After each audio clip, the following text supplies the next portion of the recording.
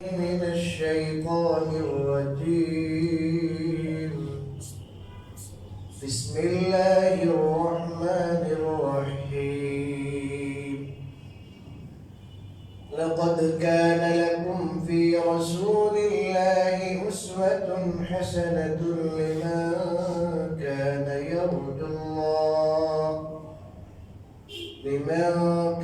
يرجو الله واليوم الآخر وذكر الله كثيرا. وقال النبي عليه الصلاة والسلام في حديث طويل: من تمسك بسنتي فله أجر شهيد. من تمسك بسنتي عند فساد أمتي فله أجر شهيد، أو كما قال النبي عليه الصلاة والسلام. بارك الله. প্রথমে আমরা মহান আল্লাহর দরবারে শুকরিয়া জ্ঞাপন করি যে তিনি আমাদেরকে অত্যন্ত সুস্থ রেখেছেন এবং তার ঘরে হাজিরা দেওয়ার মতো তৌফিক দান করেছেন। অনেক মানুষ আছে অসুস্থ, অনেকে আছে শারীরিকভাবে সুস্থ, তবে আধ্যাত্মিকভাবে অসুস্থ হওয়ার কারণে মসজিদে আসতে পারে। শরীরটা সুস্থ আছে, তার আত্মা ভালো না, আত্মা অসুস্থ। এই জন্য আল্লাহর ইবাদত, আল্লাহর বলতে কি তার ভালো লাগে। আল্লাহ রাব্বুল আলামিন শারীরিকভাবেও আল্লাহ আমাদেরকে অতটা সুস্থ রেখেছে যে আমরা আল্লাহর দরবারে হাজিরা দিতে পেরেছি, আর আধ্যাত্মিকভাবেও আল্লাহ তাআলা আমাদেরকে এতটা সুস্থ রেখেছেন যে আমরা আল্লাহ তাআলার দরবারে হাজিরা দেওয়া, জুমায় আগে আগে আসা, এটার মতো মানসিকতা আল্লাহ দান করেছে এবং তৌফিকও দান করেছে। জুমায় আগে আগে আসার ব্যাপারে আপনারা প্রায় সময় হাদিস শুনে থাকে, বলা হয়ে থাকে, তাই বলা হয়, কিন্তু সবাই আমল করতে পারে না। যখন নামাজ দাঁড়াই যাবে তখন আসতে থাকে। অথচ সহিহ হাদিসে আছে আগে আগে আসলে আপনার একটা উট সদকা করলে যে সওয়াব হবে, একটা উট মিনিমাম 10 লাখ টাকা হবে মিনিমাম। আপনি একটু আগে আসলেন, অনেক ভাইরা দেখি প্রায় 11টা, যখন আমি 11টার দিকে প্রতি 10:30টায় বাজে দেখি আসা শুরু হয়ে গেছে। আলহামদুলিল্লাহ, এটা আল্লাহ তাআলার অনেক বড় মেহেরবানি। আল্লাহ তাআলার তৌফিকই সম্ভব হয়েছে। ঘরে বসে কি করবে, এখানে আসলেই তো লাভ। একটা প্রতি সপ্তাহে যদি একটা কি উট কুরবানি, উট সদকা, টাকা তোমার মনা সদকা, উট সদকা যদি করতে পারেন, এটা কত বড় কি হবে আপনার আখিরাতের অ্যাকাউন্টে জমা হইল। দ্বিতীয় টাইমে যে আসবে সে একটা গাভী, তো গাভীও কম না, কিন্তু গাভীরও দাম আছে। এই গাভী যদি মোটামুটি বড় হয় তাও তো 1.5 লাখ টাকা, 1.5 লাখে কমে পাইবেন না মোটামুটি। আর সর্বশেষ বলছে একটা ডিম, সিরিয়াল ডিমের আগে মুরগের আগে ছাগল, বেড়া। আমাদের দেশে তো আর বেশিরভাগই ছাগলই ধরে এলো। ওই দেশে তো দুম্বাও আছে, ভেড়াও আছে বেশি। আমাদের ভেড়া কম, ছাগলই বেশি, দুম্বা তো নাই। ধরেন একটা ছাগল,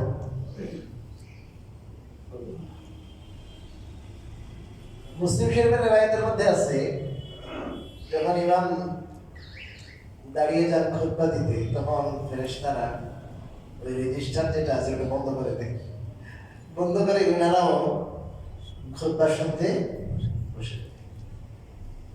আমাদের উস্তাদে মুহতারাম হযরত আল্লামা জুনাইদ বাবুনগরী রাহমাতুল্লাহ আলাইহি আমাদেরকে যখন মুসলিম শরীফের হাদিস পড়া, তখন আমাদের বলেছিলেন ঠিক কত বড় এটা বদবখ, কত বড় দুর্ভাগা, সে সপ্তাহে একটা দিন আসলো, ওই দিনেও তার ঘন্টা ফেরেশতাদের খাতায় উঠবে। অত্যন্ত দুর্ভাগা এটা।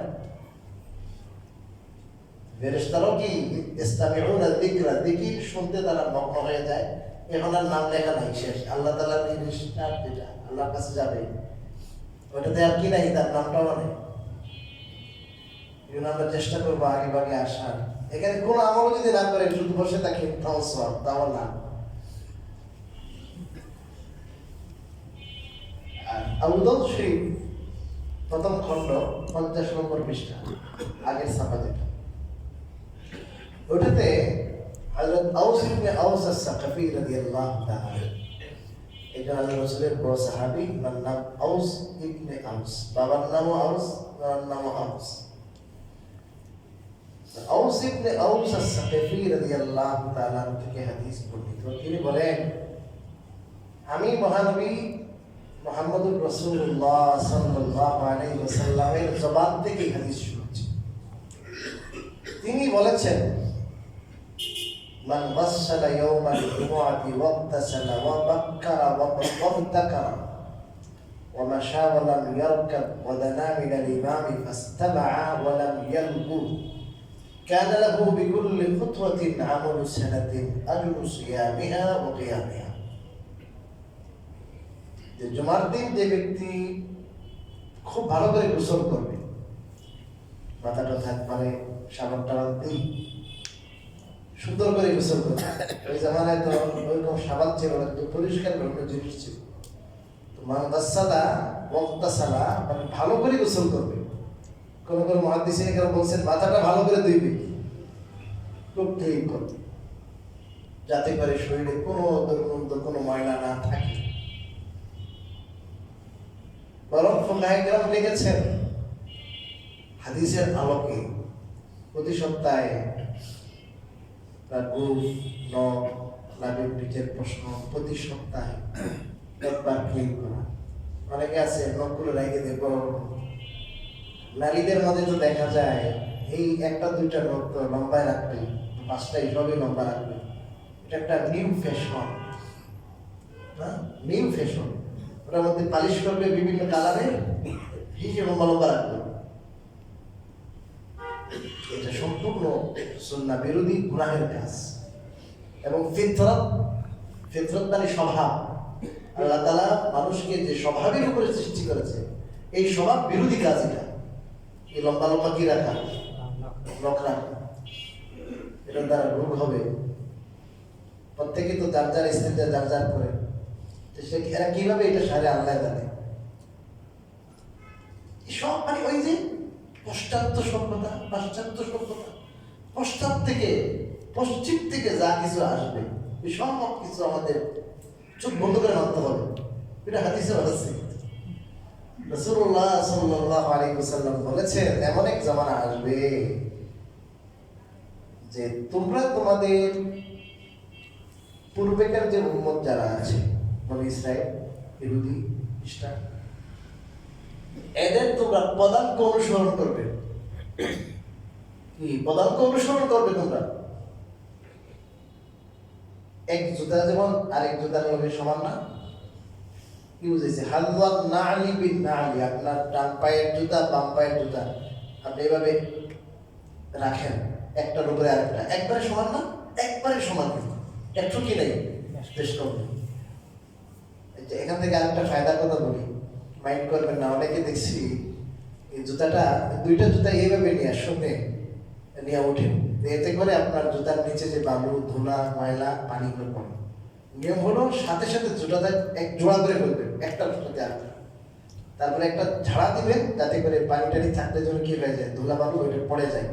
কারণ মসজিদ আল্লাহর ঘর, মসজিদ আল্লাহ তাআলার ঘর। শুধু খাদেমদের দায়িত্ব না, খাদেমদের তো তাদের দায়িত্ব হলো এটা করবেই পরিষ্কার, কিন্তু যে কোনো সময় আপনি যখন কোনো তোলা দেখবেন, বালু দেখবেন, একটা কাগজ দেখবেন, এটা তো পরিষ্কার করার দায়িত্ব। আমরা মুসলমান হিসেবে আমাদের দায়িত্ব এটা। এটা আল্লাহ রাব্বুল আলামিন হযরত ইব্রাহিম আর হযরত ইসমাঈল আলাইহিস সালামকে বলছেন, وَعَهِدْنَا إِلَى إِبْرَاهِيمَ وَإِسْمَاعِيلَ أَنْ طَهِّرَا بَيْتِيَ لِلطَّائِفِينَ وَالْعَاكِفِينَ وَالرُّكَّعِ রুক্কাইস সুজুদ। ইব্রাহিম আর ইসমাইল এই দুইজনকে আমি আলাইহিস সালাম তাদেরকে আমি অর্ডার করেছি, নির্দেশ দিয়েছি যে তোমরা দুইজনে আমার ঘরকে পবিত্র করো, পরিচ্ছন্ন করো, তওয়াফকারীদের জন্য, ইতিকাফকারীদের জন্য, রুকুকারীদের জন্য, সিজদাকারীদের জন্য। তো মসজিদ পরিষ্কার করা, পরিচ্ছন্ন করা এটা অনেক বড় ভাগ্যের কাজ। এটা ছোট মোটো কাজ না। যারা মসজিদ সাফাই করে, মসজিদ পরিষ্কার করে, পরিচ্ছন্ন করে, ইখলাস যদি থাকে যে আমি আল্লাহর জন্য করছি, আল্লাহ তাআলার ঘর পরিষ্কার করতেছি, আখিরাতে এটাই নাজাতের জন্য ইনশাআল্লাহ এনাফ হবে। এর উল্টা যদি আমি মসজিদকে নাপাক করি, অপরিচ্ছন্ন করি, পায়ে ময়লা থাকে, জুতার ময়লা দিয়ে আমি ময়লা করি, সবার যদি সহযোগিতা না থাকে মসজিদকে পরিচ্ছন্ন রাখা কঠিন। সবাই সম্মিলিতভাবে চেষ্টা করবে। এইভাবে শুধু না, শুধু মসজিদ পরিচ্ছন্ন না, দেখেন আল্লাহ বলতেছে যে আসবে যে সকালবেলা ভালো করে কি করবে, গোসল করে আনে, যাতে করে বন্ধ না থাকে। হাদিসের মধ্যে আসছে রাসূল কারীম সাল্লাল্লাহু আলাইহি ওয়াসাল্লাম বলেছেন, কেউ যদি পেঁয়াজ বা রসুন খায় কাঁচা কাঁচা, ফালা ইয়াকরুবান্না মসজিদানা, আমাদের মসজিদের জন্য তার কাছে না আসে। মসজিদে আসার জন্য হুজুর কত হাদিসে কত উৎসাহ জুগিয়েছেন। এমনকি বলেছেন আমার মনে চায় যে জামাতের টাইমে আমি কাউকে ইমামতির দায়িত্ব দিব। খেয়াল করি হাদিসটা, যে ভাই তুমি নামাজ পড়াও, আর আমি ওই সব ঘরে যাব, যেসব ঘরে যাইয়া দেখবো যে প্রাপ্তবয়স্ক পুরুষ আছে ঘরে কিন্তু কোথায় আসে নাই, নামাজে আসে নাই, তাহলে আমি কিছু যুবককে বলবো এই তোমরা কি লোক কিছু কাঠি আপনার তৈরি করো, লাকড়ি কাঠের, আর এই কাঠের কাঠটি নিয়ে ওদের বাড়িতে যেয়ে ওদের বাড়ি করে আগুন লাগাই দিতে বলে স্যার। কিন্তু ওই ঘরগুলোতে আছে কি নারী আছে, শিশু আছে, নারী আছে, শিশু আছে, এই জন্য আমি এইটার অর্ডার করিনি। কি রহমতুল্লাহ আলামিন ওই তায়েফবাসীদের জন্য গজবের দোয়া করে নাই, এত রহমত। কিন্তু নিজ উম্মত যারা তাকে নবী বলে স্বীকৃতি দিয়েছে, মুসলমান, কিন্তু জামাতে যদি নামাজে না আসে তাদের প্রতি হুজুরের খুব রাগ, কতটুকু চিন্তা করেন আপনি। আমরা হুজুরের এত মহব্বত, এত ভালোবাসা, আর একটু বাসা থেকে ফজরের নামাজটা আসতে পারি না। সুন্নত নিয়ে কথা শুনতেছি, কিন্তু মনে রাখবেন আমাদের মূল পয়েন্ট, আজকে পয়েন্ট আলোচনা এখন আসে নাই, কিন্তু এটা একটা পয়েন্ট। তার ভালোবাসা যদি অন্তরে থাকে ফজরের নামাজে আসতে হবে। হুজুর ফজরের নামাজে ঘুম ছাড়ে না, আমি বলি আপনি ফেসবুক ছাড়েন, মোবাইল ছাড়েন, তাহলে আপনি কি হবে ফজরে আসতে হবে। আফটার নেশা কোন মোবাইল ক্লোজড, সব ক্লোজড। নেশার পরে মোবাইল নাই, নেশার পরে যখন কথা নিষেধ করছে তার মোবাইলও নিষেধ না।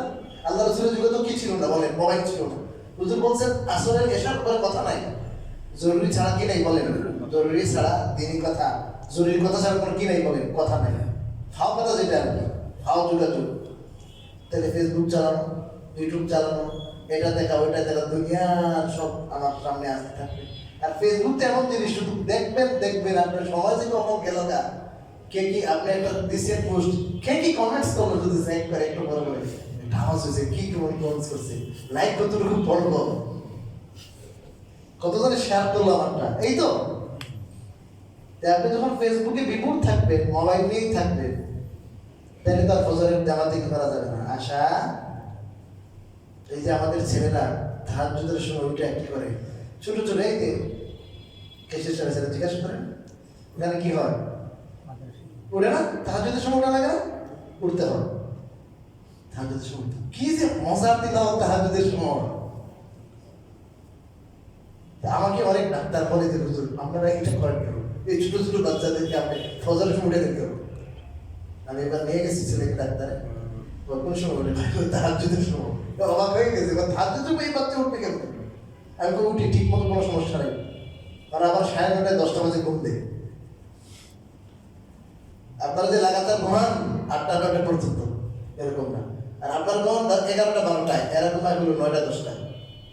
এসার পরে ঘুম, 4টা ঘুম,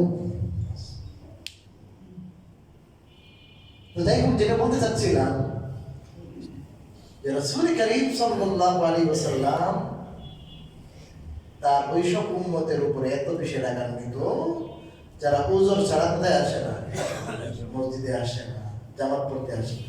এখান থেকে আরেকটা হাদিস বোঝা যায়, আরেকটা কথা বোঝা যায়, খেয়াল করে শুনেন। অনেক ভাইরা এখন বর্তমান বের হয়েছে বিকলতির থেকে, এরা মহিলাদেরকেও কিন্তু জামাতে আনতে চায়, আছে না ভাই?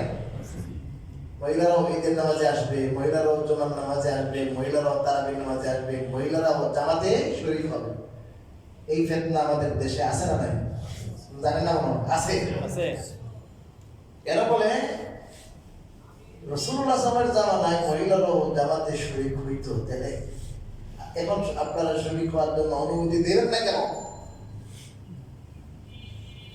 এখন এই বিষয়ে, এই টপিক নিয়ে আলোচনা করতে গেলে তো আমার সময় শেষ হয়ে যাবে। শর্টকাট বলি, তো এই হাদিসে যদি মহিলাদের উপর জামাত জরুরি হইতো, তাহলে তো এই হাদিসে মহিলাদের ওজর কেন করলেন? যে মহিলারা আছে ঘরে এই জন্য, তার মানে মহিলাদের আসা জরুরি নয়। উম্মে হুমায়দ সাঈদী একজন মহিলা, উম্মে হুমায়দ নাম, উম্মে হুমায়দ আল্লাহ রাসূল সাল্লাল্লাহু আলাইহি ওয়াসাল্লামের কাছে এসে বলেন, হুজুর আপনার পিছনে নামাজ পড়ার জন্য আমার দিলে বড় তামান্না, আমি চাই মসজিদে নববীতে আপনার পিছনে কি পড়তে, জামাতে নামাজ। আল্লাহ রাসূল তোমার তো এই আবেগ আছে, এটা আমি জানি, ভালো আবেগ, তবে আমি তোমার যেটা বলি শোনো, তুমি এটা তোমার আবেগ, আর তোমার সব কোনটা বেশি হবে এটা আমি বলি। তো এখন তোমার সব আর আবেগ দুইটা মিলাই দেখবে তুমি কি করবে। আমার পিছনে মসজিদে নববীতে নামাজ পড়ার থেকে তোমার যে বাসা বাড়ি আছে না, বাড়ির বারান্দা উঠানে নামাজ পড়া তোমার জন্য বেশি বেটার, বেশি সওয়াব। আর উঠান থেকে তুমি যদি একবারে ঘরের যে সাথে যেটা লাগবে বারান্দা থাকে ওখানে বেশি সওয়াব, ওখান থেকে ঘরের ভিতরে বেশি সওয়াব, ওখান থেকে একেবারে ঘরের ভিতরে যে অন্ধকার রুম থাকে, ঘরের ভিতরে যেখানে কোনো পুরুষ শুয়ে থাকে না, অন্দরমহল বলে, অন্দরমহল, এই অন্দরমহলে নামাজ পড়াতে আরো বেশি কি রাসূলুল্লাহ সাল্লাল্লাহু আলাইহি ওয়াসাল্লাম বললেন সওয়াব বেশি অন্দরমহলে নামাজ পড়তে। আর আপনি কোন আপনি জামাতে আনতে, পুরুষদের মাথা এমনি ঠিক নাই, মানুষের মধ্যে এমনি ভালো নাই, সব জায়গায় অবস্থা খারাপ।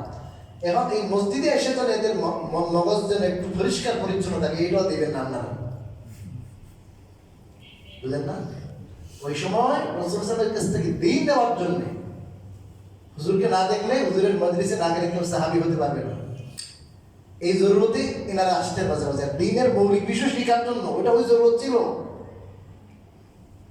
হযরত আয়েশা রাদিয়াল্লাহু তাআলা না, তার থেকে বড় আলেমা কেউ নাই, এত বড় হয়ে গেছে, বড় বড় সাহাবীও তার কাছে আসতে এই ইলম নেওয়ার জন্য। হযরত আয়েশা বলতেছে যে রাসূলুল্লাহ সাল্লাল্লাহু আলাইহি ওয়াসাল্লামের পরে মহিলারা যে কাণ্ড ঘটাইছে, এটা যদি আল্লাহ রাসূল দেখতেন, লা মানাহুন্নাল মসজিদা, তাই রাসূলুল্লাহ সাল্লাল্লাহু নিজের জীবদ্দশায় মসজিদ নিষেধ করতেন মহিলাদের জন্য। কামা মুনিআত নিসাউ বনি ইসরাঈল, যেভাবে ওই বনি ইসরাঈলের মেয়েদের জন্য তাদের ইবাদতখানা নিষিদ্ধ ছিল, মহিলারা কোথায় আসতে পারবে না, এদের মসজিদ, এদের ইবাদতখানা আসতে পারবে না, ওই বনি ইসরাঈলের নারীদেরকে যেমন নিষেধ করা হয়েছিল। হযরত আয়েশা বলতেছেন, হযরত আয়েশা রাদিয়াল্লাহু তাআলা বলতেছেন, আল্লাহ রাসূলের মেজাজ, তার মানসিকতা, তার মর্জি সম্পর্কে এর চেয়ে বেশি কেউ জানবে?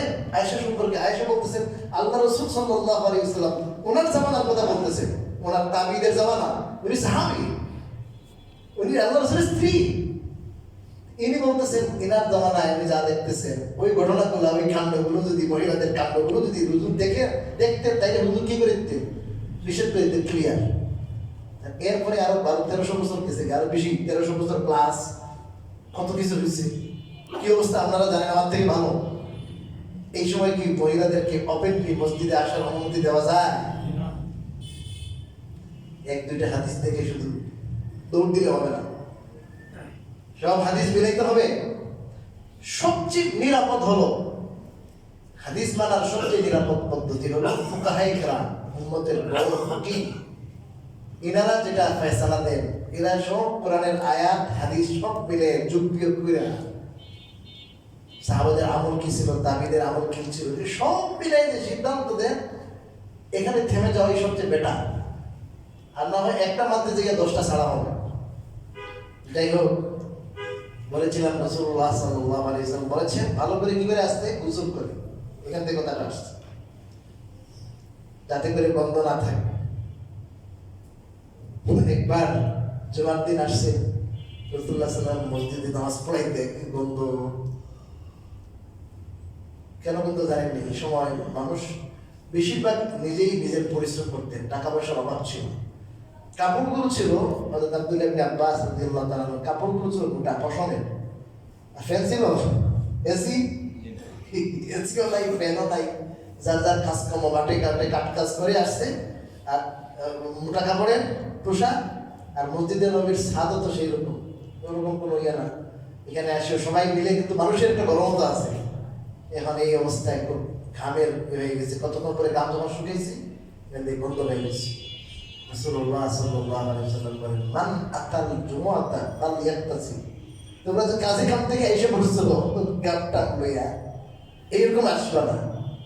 জুমাতে আসলে আগে কি করে আসবে? গোসল করে আসবে। খেয়াল করতে হবে, ব্রাশ করা, তোমার দাঁত পাজন করা, ভালো করে আপনার মেসওয়াক করা। তো ব্রাশ করার সময় পেপসুলিন বাদ দেন, পেপসুলিন। আমি আজও দেখতেছি পেপসুলিন আমরা বাদ দিতে পারতেছি, ক্লোজ আপ বাদ দিতে পারতেছি না, সার্ফেক্সেল বাদ দিতে পারছি না, ডাব সাবান বাদ দিতে পারি না, আপনার কি বলে কি ওইটা যে লাক্স বাদ দিতে পারি না, আমরা সার্ফেক্সেল বাদ দিতে পারি না। আজকে সমুদ ফ্লুটিনা, গ্লোবাল সমুদ ফ্লুটিনা, যে জাহাজ বহর প্রায় 50টা 44 দেশে, মুসলিম অমুসলিম নির্বিশেষে, এরা মানবাধিকার কর্মী। এরা মানুষের অধিকার দেওয়ার জন্য তারা অনেক দূর থেকে 31 আগস্ট থেকে তারা শুরু হয়ে সফর শুরু হয়ে গতকাল পর্যন্ত তারা একবারে গাজার কাছাকাছি এসে পড়ছে।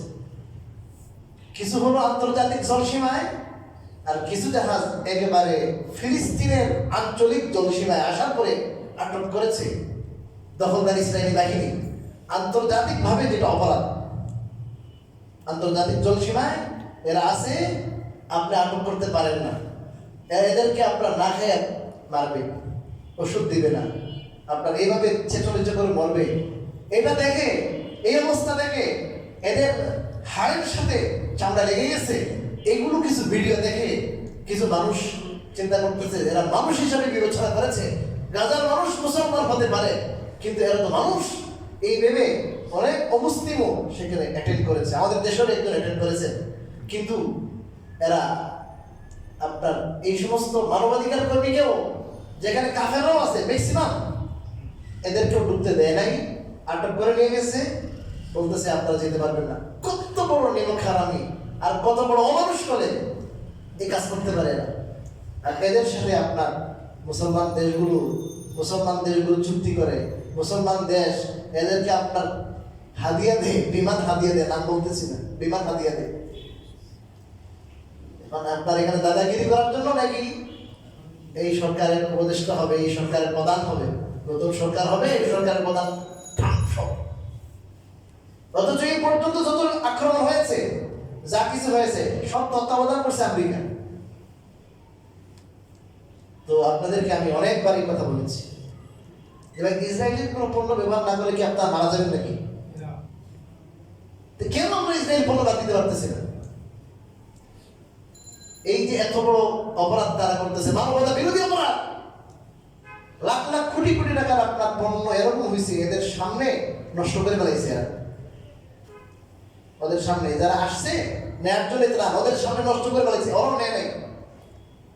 এমন হয়েছে এই ত্রাণ নিতেছে অবস্থায় গুলি করে মেরে ফেলছে। ন্যূনতম কোন মনুষ্যত্ব ওদের মধ্যে আর বাকি নেই, অবশিষ্ট নাই। এই সন্ত্রাসীদেরকে আমি অর্থায়ন করবো ওদের পণ্য কিনা। এই বাংলাদেশ 92% মুসলমানের দেশ, আমরা শুধু বলি, আমরা তো তাদের অর্থায়ন করতে পারছি না, তাদের পাশে দাঁড়াতে পারছি না। এই উল্টো যদি আজকে আমি তাদের পণ্য কিনে যদি সে ইসরায়েলের সাপোর্টার হয়ে যায়, আমরা ইসরায়েলের সাপোর্টার হয়ে যেতেছি, তার পণ্য কিনে ভালো ভালো মানুষ দেখতেছি আমাদের সাথে সম্পর্ক রাখে, এই জিনিসগুলো কিনে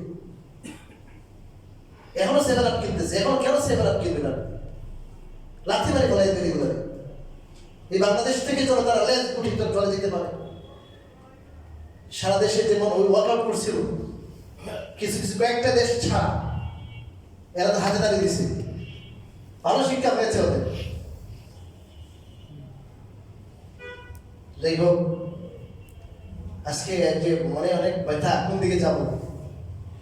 তো রাসূলুল্লাহ সাল্লাল্লাহু আলাইহি ওয়াসাল্লাম এই জন্য মানুষের জন্য কষ্ট না হয় গোসল করতে বলেছে। গোসল করে আসবে, তারপরে মসজিদে আসবে।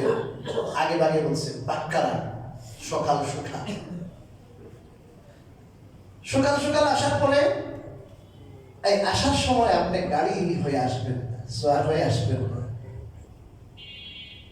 একটু একটু কি, আমার তো আসতে পারে 14-15-16 কিলোমিটার, তা আমি করি কি কতটুকু হাইটে তারপরে উঠি গাড়িতে। এখানে আসার আগেও কিছু সময়, অনেক সময় নামি যাই, আল্লাহ আমি আগেও হাঁটলাম পরেও হাঁটলাম, বাকিটা আপনি দেখে দেন। আগেও হাঁটলাম পরেও হাঁটলাম, বাকিটা তো আপনি দেখে নেন। হাইটে আসবেন, বাসা থেকে কি হাইটে আসবেন। আর মসজিদে আসার পরে ইমামের কাছাকাছি, খতিবের কাছাকাছি বসবেন। কাছাকাছি বসার মতলব এটা না যে আপনি আসছেন পিছনে, সবাই আপনার কাতারে বসা আছে, আপনি এদের ডেঙ্গে ডেঙ্গে আসছেন, এটা আবার হাদিস নিষেধ আসছে। ঘাট ডেঙ্গে আসে হাদিসে নিষেধ। রাসূলুল্লাহ সাল্লাল্লাহু আলাইহি ওয়াসাল্লাম এক ব্যক্তিকে দেখছিলেন, বলে তাদের একটু জায়গা বসো তুমি।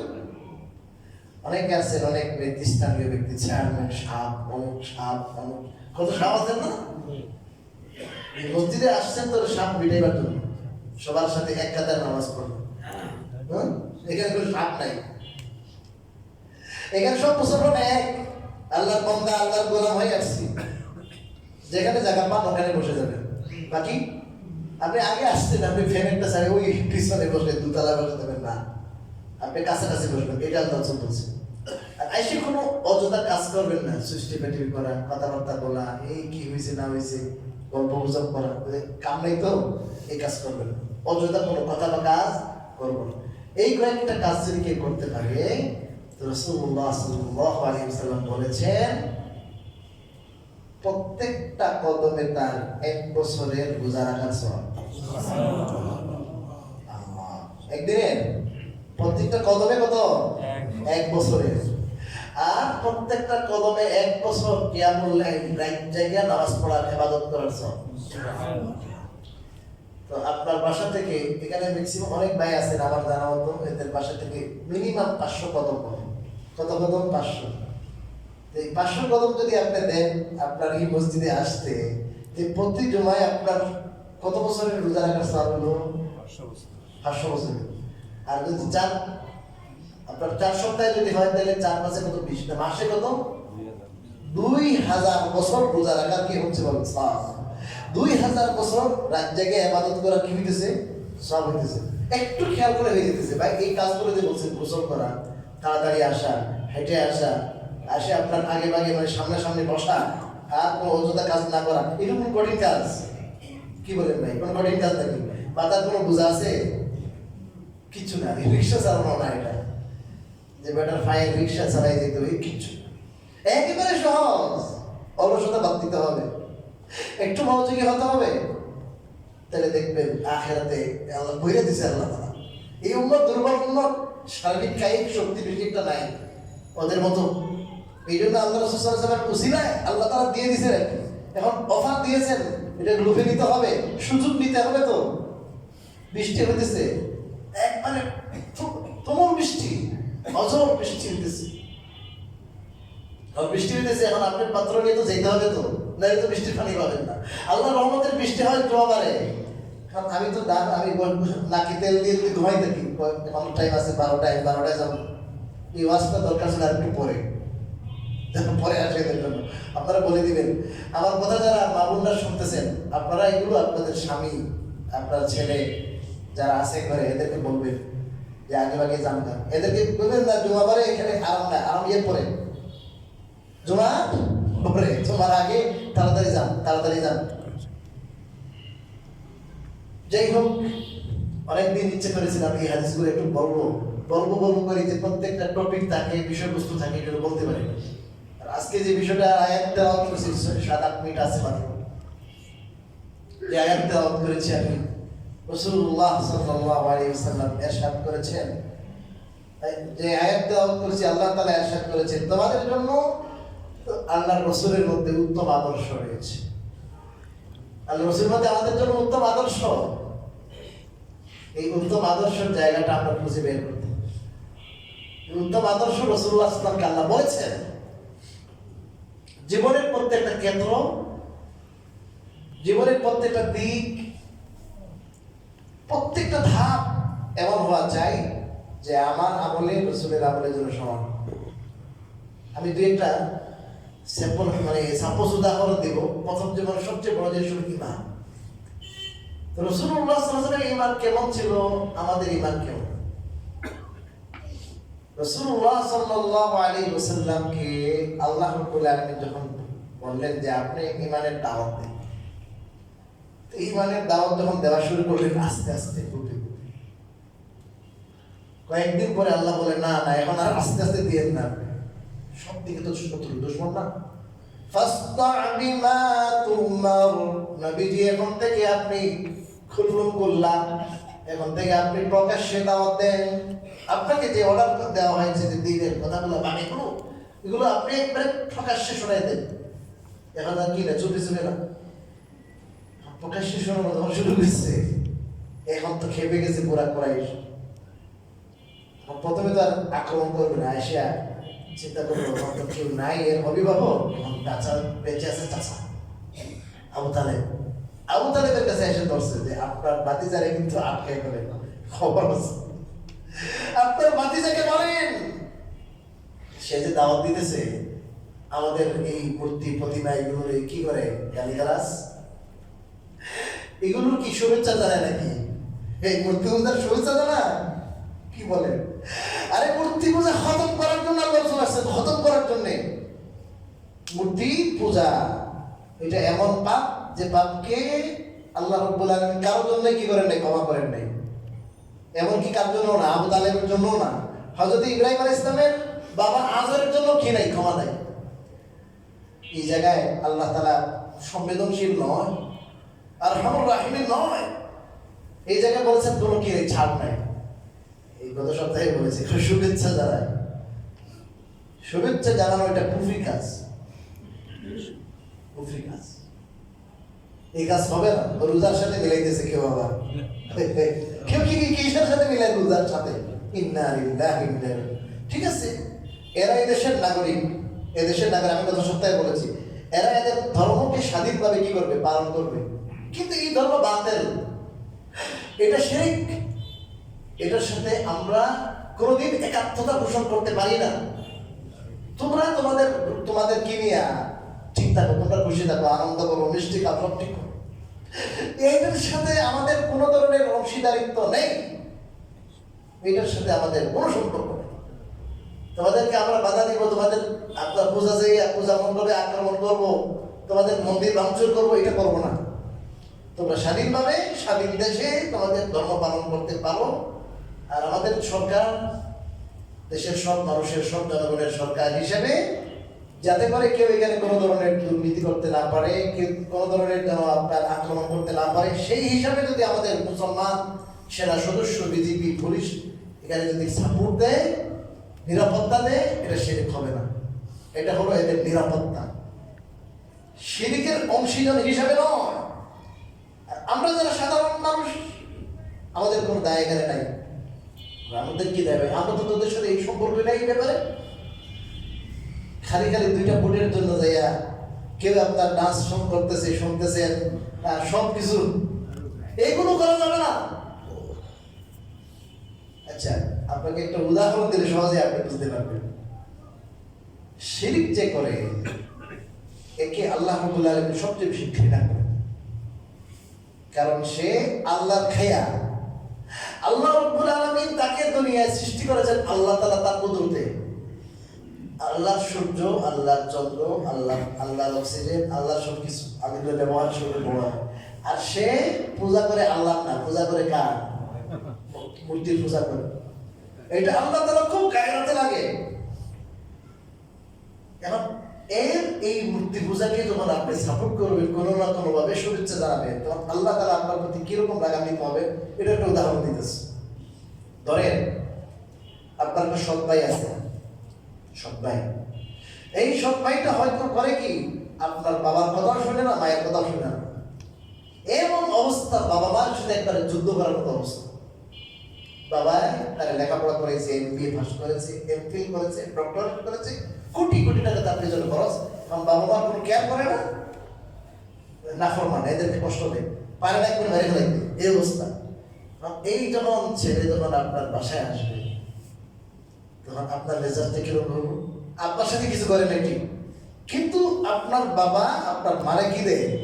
কষ্ট দেয়, অবাধ্য সে। এখন এই হিসাবে যেহেতু সে কার দুশ্মন? আপনার বাবা মার দুশ্মন, তাকে আপনি ভালো চোখে দেখবেন? তাহলে যে সমস্ত কাফের এই দুনিয়ায় থাকে, এই দুনিয়ার জান, তার ইবাদত করে না, তার সাথে শিরক করে, এরা আল্লাহ তাআলার দুশমন, এরা আল্লাহর দুশমন।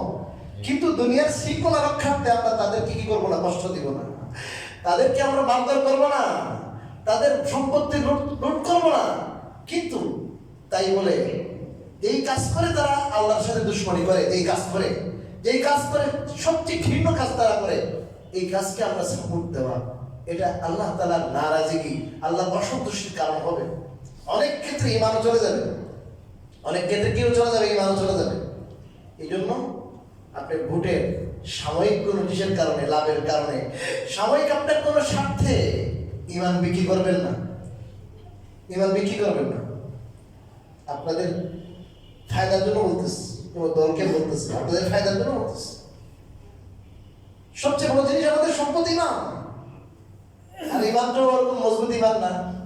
আল্লাহ তাআলা যে ভাগ্য, আল্লাহ আমাদের ভাগ্যে রেখেছে যে মুসলমানের ঘরে আল্লাহ তাআলা আমাদের জন্ম দিয়েছেন, দিকে আমি ভাগ্যক্রমে পেয়ে গেছি ঈমানটা।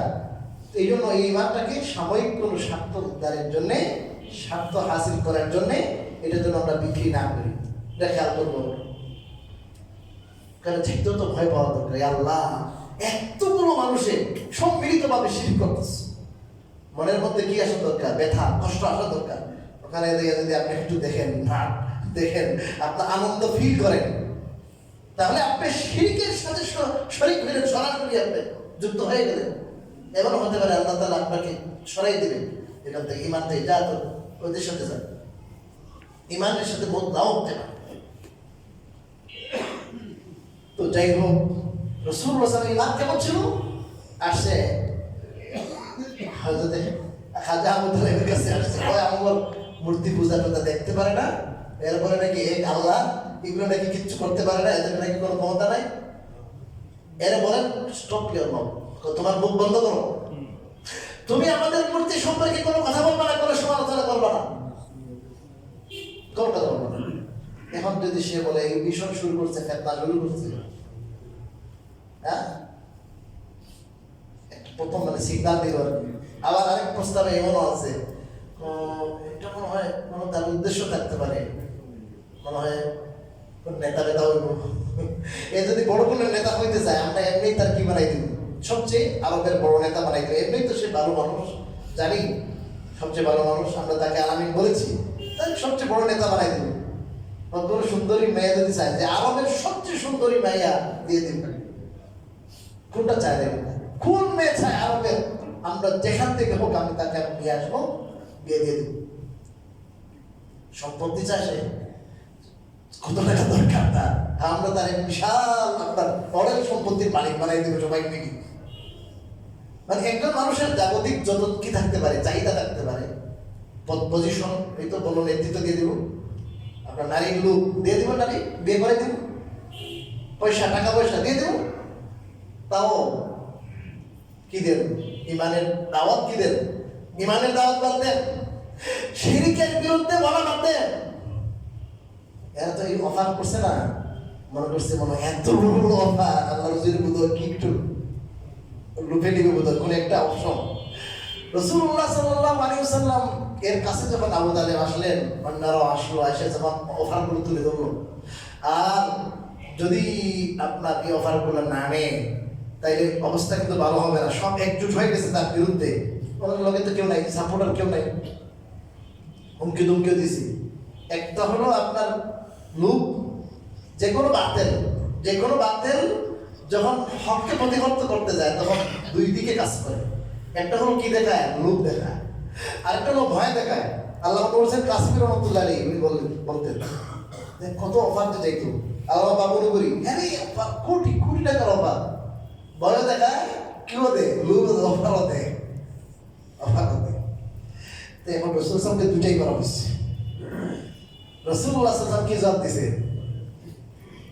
চাচা আর ওই লোকদের তো বলতেছে, এরা তো বলতেছে যেটা সম্ভব, যেগুলো বলছে দেবে এগুলো কি সম্ভব? অসম্ভব কিছু যদি করে, মনে করেন এই সূর্যটা যদি আমার ডান হাতে, চন্দ্রটা যদি আমার বাম হাতে দেয়, তাও আমি এই হকের দাওয়াত, ঈমানের দাওয়াত আমি বাদ দিব না। মূর্তির বিরুদ্ধে কথা বলা আমি বাদ দিব না। সূর্যটা যদি আমার ডান হাতে আনি দেয়, চন্দ্রটা যদি আমার বাম হাতে আনি দেয়, অর্থাৎ অসম্ভবকেও যদি তারা সম্ভব করে, তাও আল্লাহ তাআলা আমাকে যে উদ্দেশ্যে, যে ঈমান প্রতিষ্ঠা করার জন্য আল্লাহ আমাকে পাঠিয়েছেন, এই দাওয়াত থেকে চুল পরিমাণ আমি বিচ্যুত হবার নয়।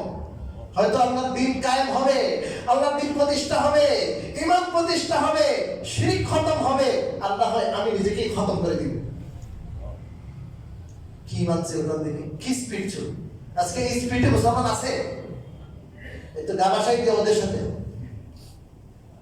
এই স্পিড পালন করতে হবে। বাতিলের সাথে কোনোদিন আপোষ করবেন না, হোক আপনার দলের লোক, হোক আপনার বাবা হোক।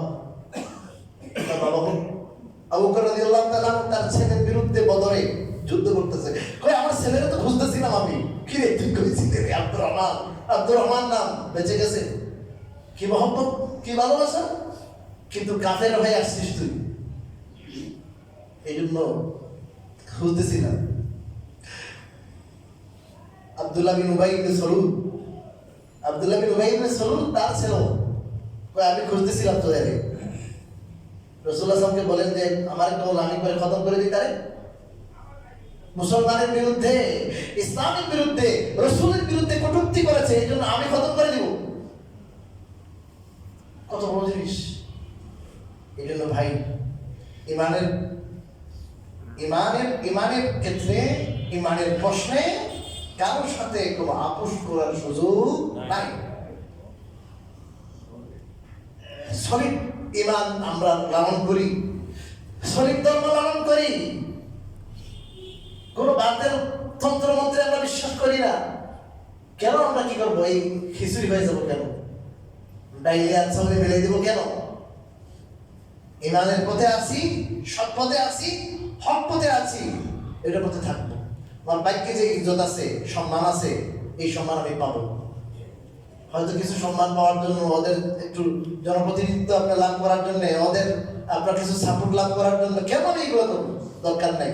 আপনি সৎ থাকেন, ভালো থাকেন, ভালো একটু মুমিন হন, দুর্নীতিবাজ হন, দুর্নীতি মুক্ত হন। আপনি দুর্নীতিবাজ যারা আছে এরা তো এগুলো করবে না, নিবে না। তো দুর্নীতির কথা বলে মাথা খারাপ হয়ে যায়। আপনি দুর্নীতি বাদ দেন, দেখবেন সবাই বলবে যে লোকটা চলে 100 হিন্দুরও বলবে 100 লোক, তাহলে ঠিক আছে, ওদের সাপোর্ট আপনি পাবেন। বৈধ পথে পথে করেন, কেন আপনার শিরকের সাপোর্ট করে আপনি ওদেরকে দিচ্ছেন, সাপোর্ট নিতে চাচ্ছেন? আল্লাহ রাব্বুল আলামিন আমাদেরকে ঈমান স্পিড দান করুন। আর ঈমানের পথে,